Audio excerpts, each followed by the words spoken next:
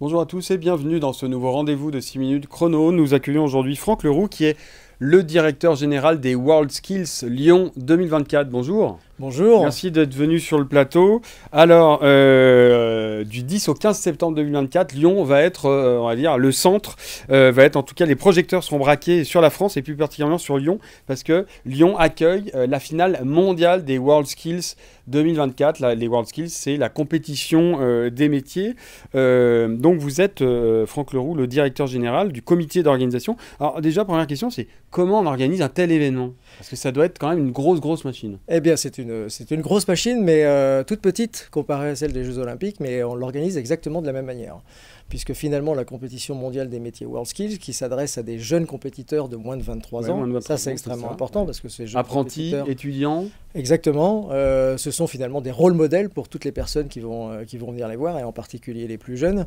Ça s'organise comme un grand événement. Donc on est un comité d'organisation avec différentes directions, et je veux dire, on planifie cet événement qui n'est pas que la compétition de métier, mais il y a aussi un certain nombre d'événements tout autour. On a une cérémonie d'ouverture, une cérémonie de clôture, et différentes activités qui vont pouvoir... C'est des sortes de petits Jeux Olympiques des métiers, quoi.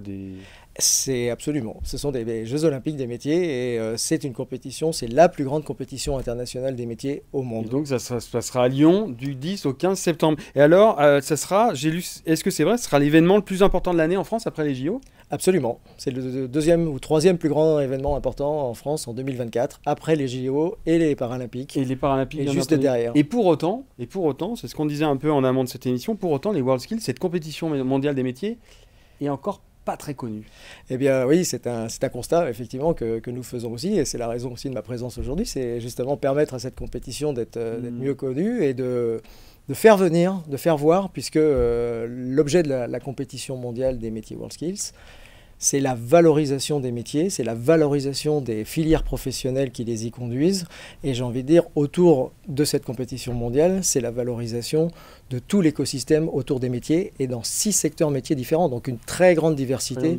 Je crois qu'il y a 68 métiers, c'est ça, qui vont être représentés ou pas? Alors, 62 métiers, qui seront sur le site de compétition mondiale. C'est plus de 70 nations qui vont venir concourir, et 1500 jeunes qui vont concourir avec leurs experts, donc leurs coachs, pendant ces quelques jours. Ça, il y a les compétiteurs, il y a les équipes, il y a la famille, le public. Donc on peut attendre combien de personnes sur un événement comme ça? Alors, sur l'événement, je n'ai pas encore la facture finale, mais aujourd'hui, c'est 8000 accrédités. Pour faire fonctionner la compétition mondiale des métiers. Ce sont 2500 volontaires que l'on cherche à mobiliser, et que l'on cherche à mobiliser dans des écosystèmes bien précis, puisqu'en fait on veut faire de ce programme volontaire aussi un programme qui soit attractif pour les métiers. Donc on veut finalement mobiliser des personnes qui vont venir alimenter et travailler avec mes équipes pendant tout le temps de la compétition mondiale, et on voudrait les sourcer, principalement, on va dire, chez les jeunes aussi, puisqu'on a notre programme volontaire commence à partir de 12 ans, pour offrir une expérience enrichissante à ces plus jeunes, leur faire découvrir les métiers, mais aussi aux personnes qui sont en recherche d'emploi, en recherche de sens professionnel, pour les intégrer, les former sur le terrain et leur faire suivre, je le disais, une formation valorisante et valorisée, puisqu'elle sera certifiante et viendra nourrir le passeport compétences. Oui, parce que finalement, c'est vrai que les métiers manuels, c'est un domaine qui est très porteur. Pendant des années et des années, des décennies, on a un peu dévalorisé ces métiers manuels, et au final...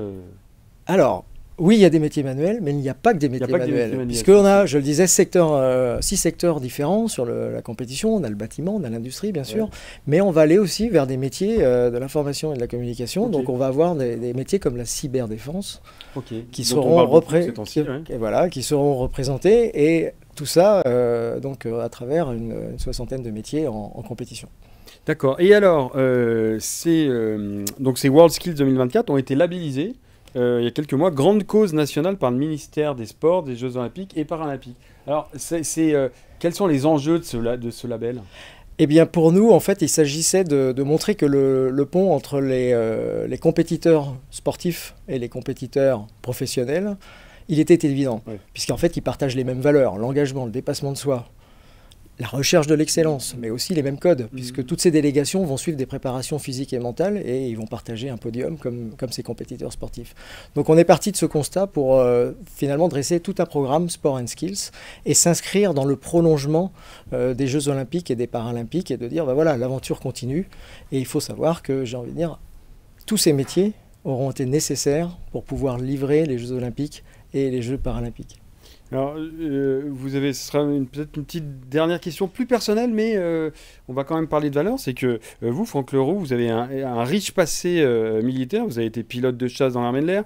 Vous avez directeur de planification du Centre national des opérations aériennes, CNOA, de Verdun, sur le mont Verdun. Absolument. Et puis après, vous avez, je crois, dirigé un centre d'entraînement de longtemps.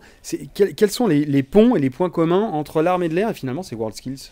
J'ai envie de dire, c'est la formation, c'est la transmission, c'est vouloir apprendre, parce que dans l'armée de l'air et dans les armées en général, il y a beaucoup de métiers, et on les apprend ces métiers. Et l'importance de cette formation, l'importance de la transmission des plus anciens, je pense que c'est le pont assez naturel que je peux faire aujourd'hui avec le mouvement WorldSkills.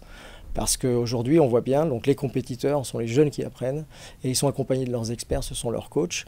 Et ce sont des passionnés qui prennent du plaisir et qui se livrent à 100% pour aller vers l'excellence et réussir les tâches qui sont les leurs et donc leur compétition. Et ça, quelle plus belle image, une image extrêmement positive qui sera montrée à plus de 250 000 personnes, visiteurs, et dont 75 000 scolaires qui viendront sur le site de compétition à Eurexpo. Important les scolaires. En tout cas, voilà, merci beaucoup Franck Leroux d'être venu nous présenter donc ces finales mondiales des WorldSkills 2024 qui se tiennent à Lyon du 10 au 15 septembre et ça sera le plus grand événement que la France accueillera cette année après les Jeux Olympiques. Vous en saurez un peu plus sur www.lyoncapital.fr. À très bientôt, au revoir.